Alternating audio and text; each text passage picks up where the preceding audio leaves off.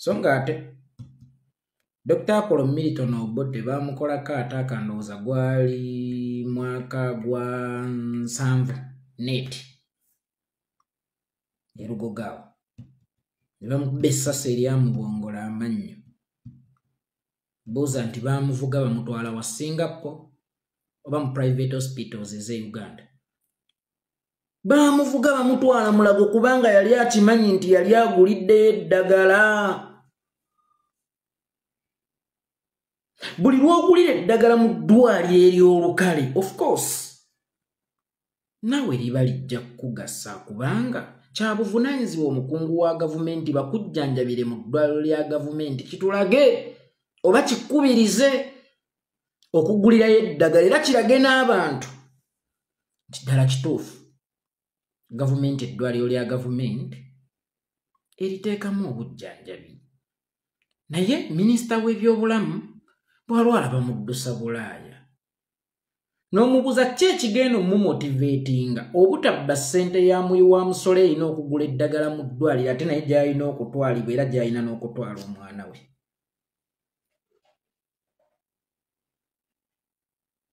UPE minisita w'ebyenjigiriza talinaayo mwana wadde omuzzukulu era UPE tejjibwamu products ziweerereza mu gavumenti. Ne weebuuza mutuweeseza biki bye mutalya oba mutufumbira biki bye mutalya kubanga bw'ebanga UPE yajja nti bonna basome tebajja kusoma kubeera awo kireereesi kubugumizibwako just kubanga omuyi w'omusolo ateeka ssente nnyingi mu UPE. Bwe nteeka ssente nnyingi mu UPE kitegeeza UPE oba product za UPE zirina okungasa mu biseera by'omu maaso kubanga omuyi w'omusolo bwe nteeka ssente mu UPE kitegeeza njagala muveemu products eziringasa nga nze omuweesa waazo omuyi w'omusolo.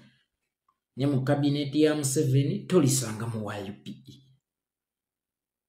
Nobabuuza bino bye mufumba bye mutayagala kulyako mubifumbira baani?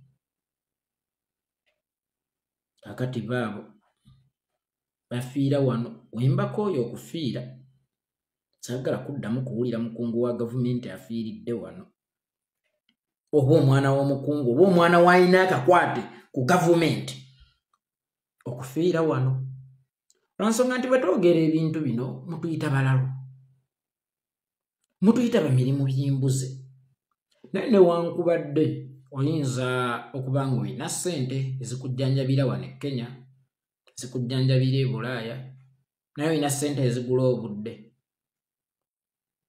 kubanga ennyonyi ekuba omutima gw'omwavu yeekuba ogw'omugagga. Bagenda obbatuusa wano nga baweddemu supu ng'ennyonyi zibagoyezza nga ne bw'ojja ne ssente mmeka tesobola kukola kutaasa bulamu. Neebuuza lwaki bino ebintu bye tunoonya mu mawanga ga bannaffe tetubiteeka ewaffe kubanga kisoboka kubanga ne gye tubinoonya tebyatondebwayo baateekayo biteeke ki ekitulemeseza okubiteeka ewaffe. Ensi yaffe ne mugifuula limbo nti yo yakuziikamu bafu wabula ng'ekirungi kyonna temukyagaliza nsi yammwe kyokka ng'ekyo ekirungi kye muwadde ensi yammwe automatically nammwe mugenda kikungula kubanga mubeera bannansi. Bwe mufuna ssente shopping muzikola Bulaaya, medical check-up muzikolera Bulaaya, kyokka bwe mumala okufa ne babaleeta ewaffe baziike. Ensi yaffe neewunzika ng'efuuse limbo yakuziikamu buziisi mirambo si yakuteekamu ddagala okuwonya abo abaalifuuse emirambo obutafa. Mukoppe ku gavumenti ez'abasookawo era mukimanye nti mmwe be bajjanjabira e Bulaaya edda nazzikuno abakungu ba gavumenti ne pulezidenti mwenyewe yajjanjabirwanga mu ddwaliro lya gavumenti akesimbaalaala nti mu ddwaliro yagulirayo eddagala kuba naye gy'asuubira okugenda. So mmwe abagenda mu private hospitals Kyabuvunanyizibwa nnyo mu kikomye mbagirawo kubanga kwate mulago bw'oba wagulidde eddagala ku budget eweebwa ministry y'ebyenjigiriza kikwetaagisa okugenda mu private hospital kikwetaagisa okugenda ebulayo okujjanjabwa olowooza Dr. Apollo Milton Obote lwe bamukuba essasi eryamubongola emmannyo teyalina passport waliwo eddwaliro eryali limusobola okumumma obujjanjabi kalibe ery'e Bulaaya n'eryewaffe ku muliraano e Nairobi nabwe kityo mujjanjawaze ensi yammwe kuba mu muwangaalya ne bwetaba yammwe era mufokasinge ku bisitula ensi yammwe kubanga bw'ogeraageranya Kenya ssente zeetubbye mu bujjanjabi bw'abakungu bwaffe wallahi zizimba eddwaliro oba ziteeka ebikozesebwa mu malwaliro. Cedric Babu yavuddemu nga baagala akawumbi kamu n'ekitundu.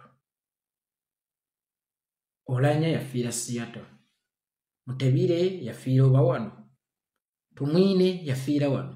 Ssente ezo senga tuzikwata ne tuziteekamu ebyuma ebimalayo emulago ne tuzigulamu eddagala eryetaagisa lyonna ne tusasula na bulungi abasawo baffe kubanga nabo bakulu. Kiyinza obuteetaagisa kuteeka muntu asigaddeko ekikuba omukono ku nnyonyi okumuddusa asobola okufuna obujjanjabi kubanga n'ennyonyi yennyini esobola okumwettira. Nabwe kityo nze nga ambasada wa Uganda mu ggwanga erya Kenya sigenda kwetaba mu nteekateeka ez'okuzza omulambo gwa Cedric Babu. Mbikooyi ebyokwonoona ssente okubafulumya abamu babaleetera na mu zi private jet okubajjanjaba ate n'oluvannyuma okuzzaayo emirambo gyabwe. Mbikooyi era enteekateeka z'okuzza omulambo gwa Cedric sizirinaamu mukono. Nkubagiza oba ntuuse okusaasira kwange eri mukadde waffe mukulu Francis Babu. Kitalo nnyo nnyini ddala, enda eruma, akalira kaluma, naye bino bye twogerako ne mutuyita babbula bikolwa ne mutuyita bamirimu gy'embuzi. Ne kino kye tubategeereza ddala bwe tugamba nti twetaaga enkyukakyuka mu Uganda. Enkyukakyuka tetwagala Ntebe eyo kubanga ffenna tetugenda kutuulamu eyo, ne twagala services ezikolebwa mu Ntebe eyo. Gwe tulaba ng'agituddemu si muweereza wabula mubbi eyasoma okutoolako n'okugabizaamu, ate asoma kugattako nakukubisaamu. Tusaba Omukama Katonda akugumye, akusaasire era akusiba ekimya akunyweze. Ni munange bwe obulamu bannayuganda mwe tuwangaalira, ebitalo tebikyava mu mpya zaffe, kufa ye baana baliwo ewaffe olwa bad governance. Nabagamba gavumenti etta bano bokka ba Ashirafu gundi ani Frank Senteza beetomedde emmotoka, Barita Nabukenya beetomedde, Basini Kawuma beekubye amasasi. Wabula gavumenti etta abantu bangi direct or indirect